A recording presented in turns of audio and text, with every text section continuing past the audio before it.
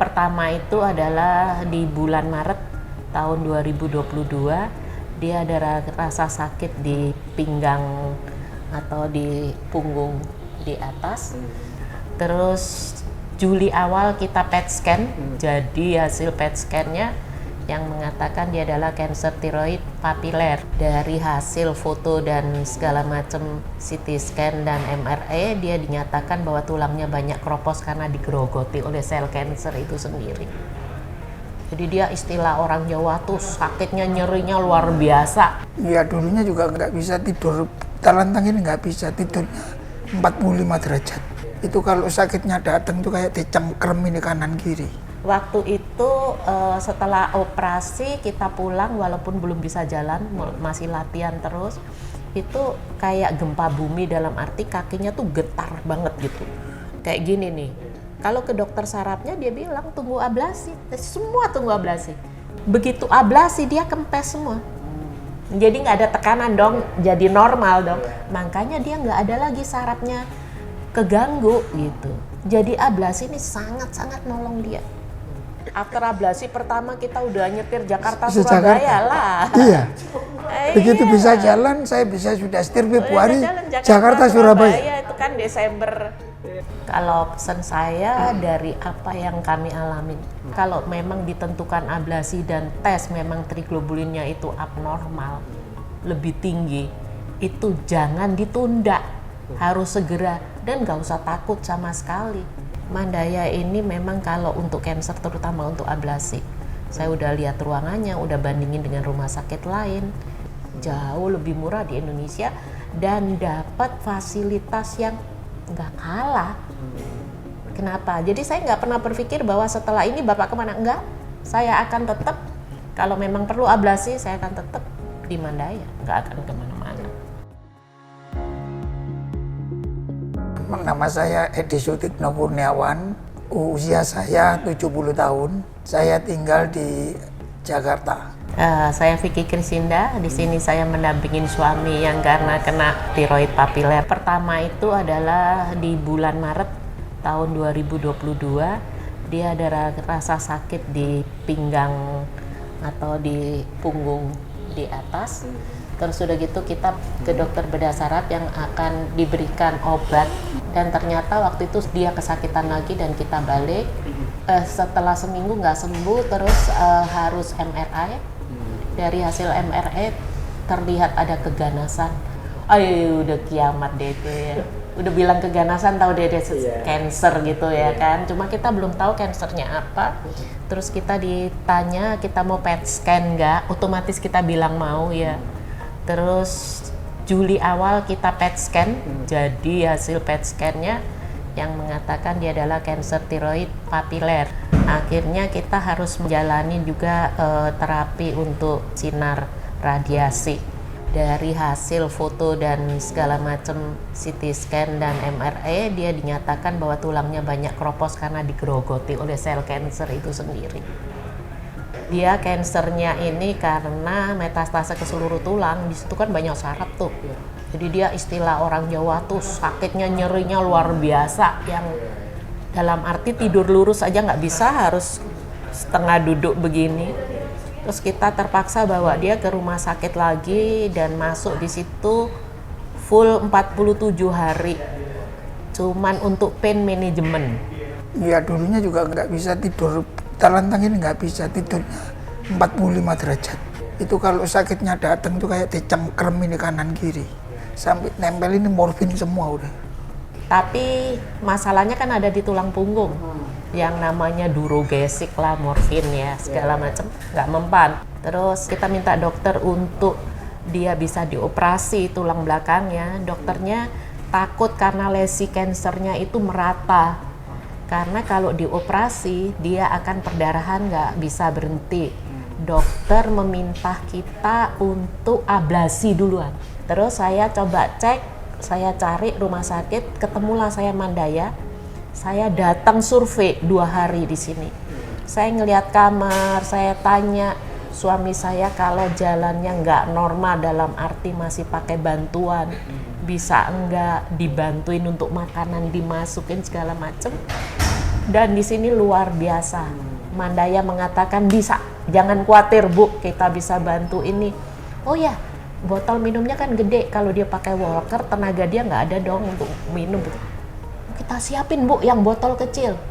Jadi buat saya waktu itu berani kirim suami saya ablasi karena itu ke Mandaya. Itu pertama terjadi ablasi di sini 12 Desember. 14 Desember. 14 Desember ya. Pertama itu triglobulinnya di atas 5.000. After ablasi 3 bulan kita harus tes dan turun dari 792. Tapi ini untuk berbagi, kita nggak bisa ngentengin yang kayak gitu. Ternyata dari yang 792 bisa naik jadi 3.000. Terus suami saya yang kedua di bulan Juni 27 Juni Iya. kita dapat ablasi 150 mCi lagi. Terus kemudian 3 bulan kemudian after itu harus tes triglobulin lagi, dari yang 3.000 plus turun jadi 423 triglobulinnya. Waktu itu kita taunya ada 2 ya, ada cair, ada yang bentuknya kapsul, atau kalau orang ngomong tablet, kalau saya bilang lebih ke kapsul ya. Saya sih nggak lihat banget fisiknya, dia yang lihat ya. Dan saya sangat membutuhkan ablasi waktu itu. Karena saya tahu bahwa, yang saya tahu ya, bahwa ablasi itu adalah dia targeted untuk langsung ngejar sel kansernya. Jadi nggak kemana-mana dia. Kalau misalnya dia berlebihan dosis, dia akan dikeluarkan lewat urin atau feses gitu. Jadi makanya banyak minum, ini segala macam itu. Kondisi Bapak layaknya bener-bener normal banget sih. Bahkan dia mungkin fisiknya lebih kuat dari orang normal ya. After ablasi pertama kita udah nyetir Jakarta Surabaya lah. Iya. Begitu bisa jalan, saya bisa sudah setir Februari Jakarta Surabaya. Itu kan Desember. Ablasi masih pakai walker, terus bisa jalan beneran. Lepas tongkat itu di Januari akhir atau Februari awal. Oh no, Februari kita ke Surabaya masih pakai 1 tongkat. Iya, itu ya akhir Februari. Udah setir Jakarta Surabaya.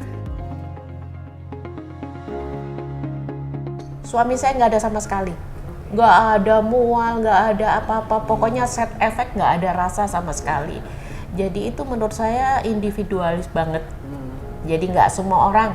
Jadi buat saya orang-orang yang ablasi nggak usah takut deh, kata saya, beneran loh, bukan saya ngentengin, nggak usah khawatir.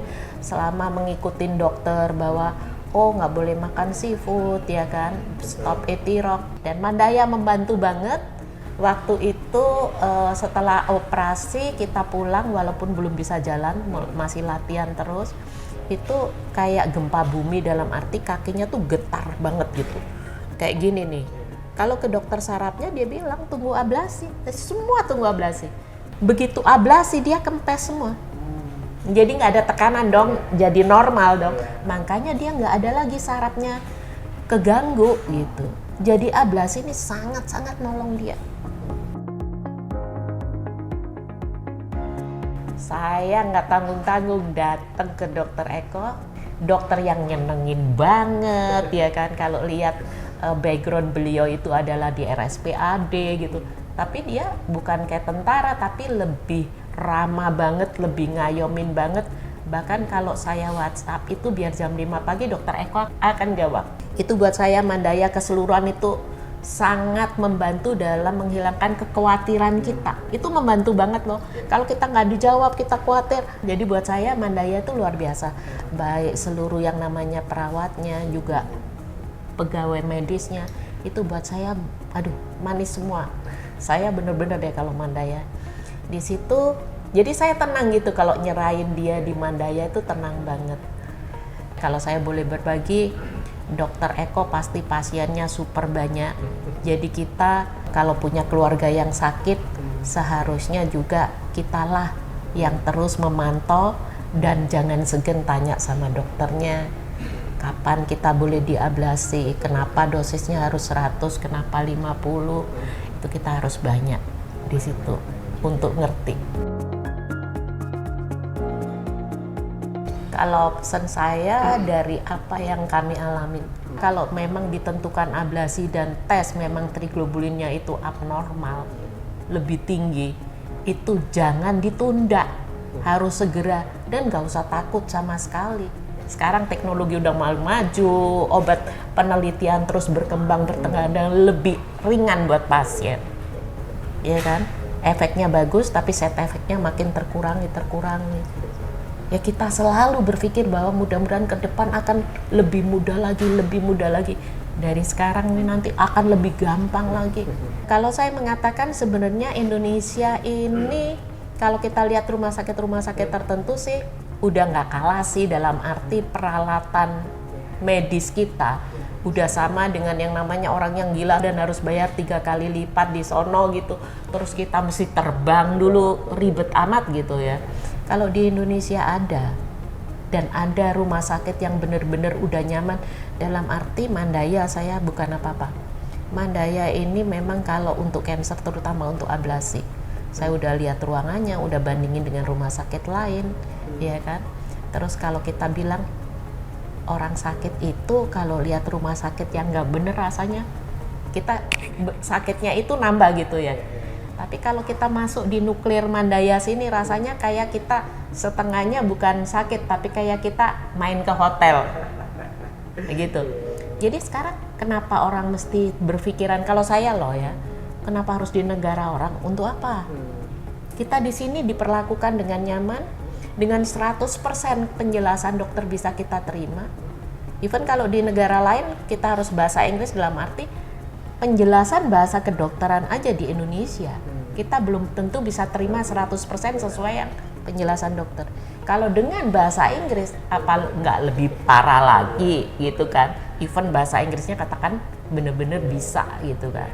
Buat saya kalau orang yang kena cancer di Indonesia udah ada kok, apalagi kalau ngomong ablasi jauh lebih murah di Indonesia dan dapat fasilitas yang nggak kalah.